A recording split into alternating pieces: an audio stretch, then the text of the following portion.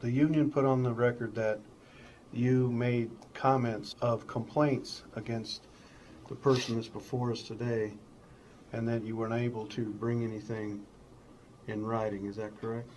Yeah, Can you tell me why you would do that and did not be able to back it up? look, I'd like to flesh it out a little bit. When we said that there was other complaints, the complaints that were coming across, and Dan can speak to a little bit of it, but what we had and what we were dealing with was what Linda was complaining about Michelle.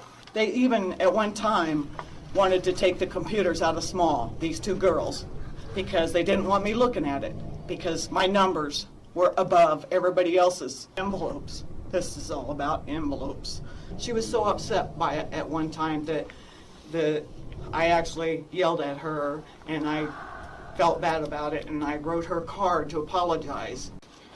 In the documentation, there was no record of any complaint filed by any other employee of UPS against Michelle Mulligan. The statement the company made at the January 14th meeting was not true. In all this, there are no other complaints against Michelle Mulligan. There is a complaint from Linda Bates on the July 25th incident that took place, which was a complaint from Linda Bates, and there were supporting statements from that from management officials, but there were no other complaints filed underneath the UPS policy against Michelle Mulligan.